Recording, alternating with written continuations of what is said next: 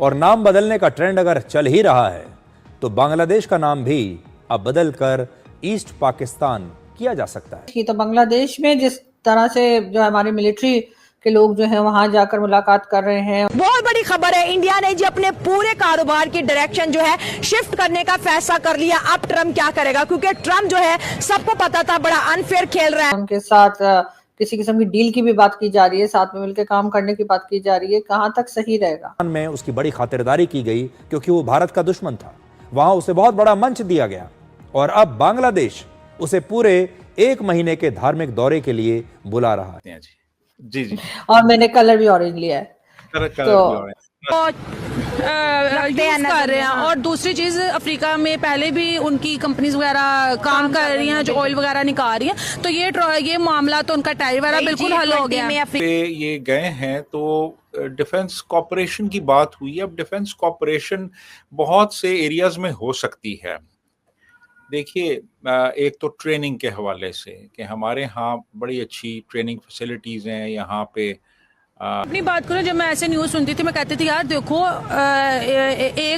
140 करोड़ लोगों के आबादी का प्राइम मिनिस्टर है, तो वो छोटी छोटी कंट्री को क्यों विजिट करता है? वो बड़ी बड़ी कंट्रीज में जाए ना जहाँ से उन्हें कुछ। नमस्कार दोस्तों, हालात ऐसे बनते जा रहे हैं कि बांग्लादेश फिर से ईस्ट पाकिस्तान बनने वाला है। ये कोई ऐसी बात नहीं की जा रही है। पूरी तरह से मोहम्मद यूनिस जिस तरह से चला रहा है सरकार को और बांग्लादेश जिस रास्ते पे जा रहा है उससे पूरा यही दिख रहा है कि बांग्लादेश अब फिर से ईस्ट पाकिस्तान बनने वाला है। दूसरी तरफ जाकिर नाइक जो कि पहले पाकिस्तान गया था, लास्ट ईयर आप लोगों को याद होगा, पाकिस्तान गया था और वहां पे काफी उल्टी सीधी हरकतें की थी। इसने काफी क्रिटिसाइज भी वहीं की मीडिया ने करना शुरू कर दिया था बाद में इसको। अब ये 1 महीने के लिए जा रहा है बांग्लादेश, यानी बांग्लादेश में और ज्यादा कट्टरवाद को ये बढ़ावा देगा। पाकिस्तानी मीडिया में इस चीज को लेकर काफी डिस्कशन चल रहा है। दूसरी तरफ तालिबान ने जिस तरह से इनको मार लगाई है वो पूरे समीकरण अब बदल चुके हैं।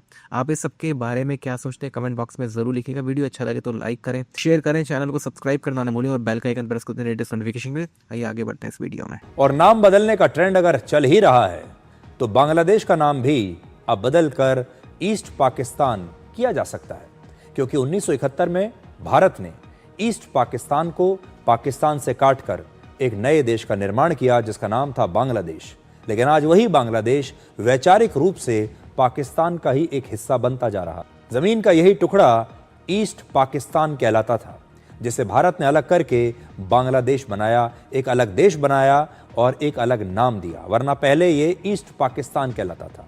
आज आधी सदी बीत जाने के बाद उसी ढाका में पाकिस्तान का एक शीर्ष सैन्य अधिकारी बैठा है, बांग्लादेश की सुरक्षा नीति पर बात कर रहा है।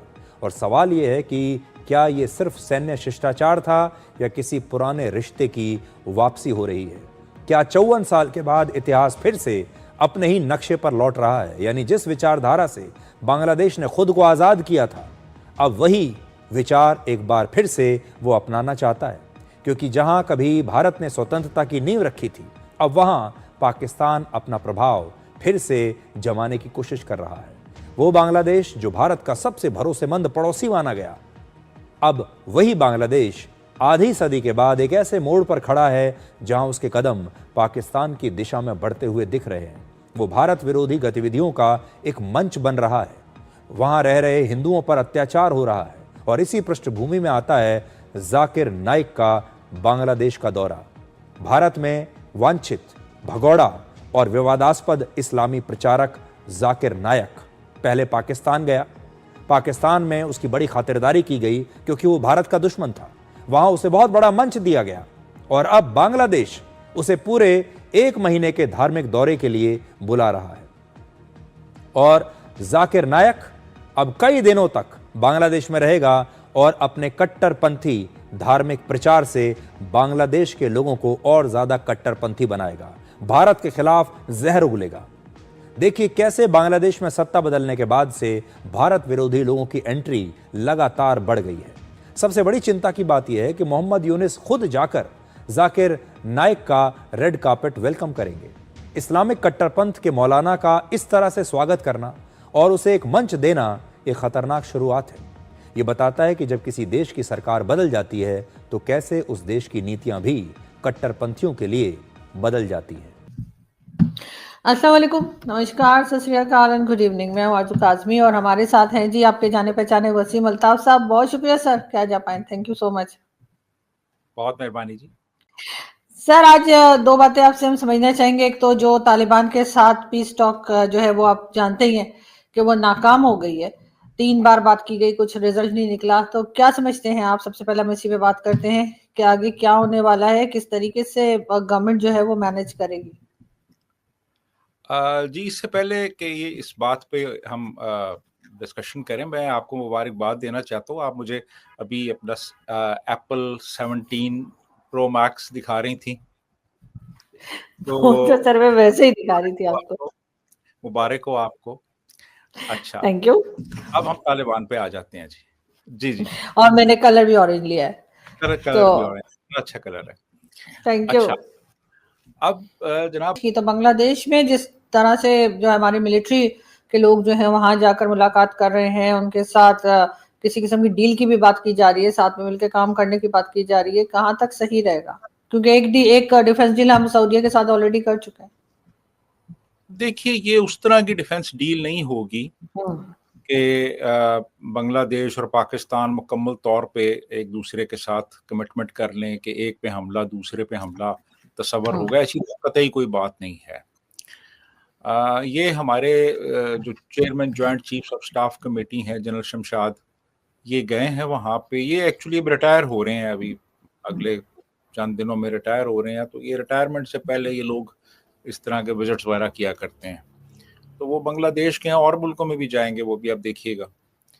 तो वहाँ पे ये गए हैं, तो डिफेंस कॉपरेशन की बात हुई। अब डिफेंस कॉपरेशन बहुत से एरियाज में हो सकती है। देखिए, एक तो ट्रेनिंग के हवाले से कि हमारे यहाँ बड़ी अच्छी ट्रेनिंग फैसिलिटीज़ हैं यहाँ पे। हमारे यहाँ पीएमए है, हमारे यहाँ इन्फेंट्री स्कूल है कोयटा में, स्टाफ कॉलेज है कोयटा में। तो वहाँ पे बांग्लादेश के ऑफिसर्स आ सकते हैं ट्रेनिंग के लिए।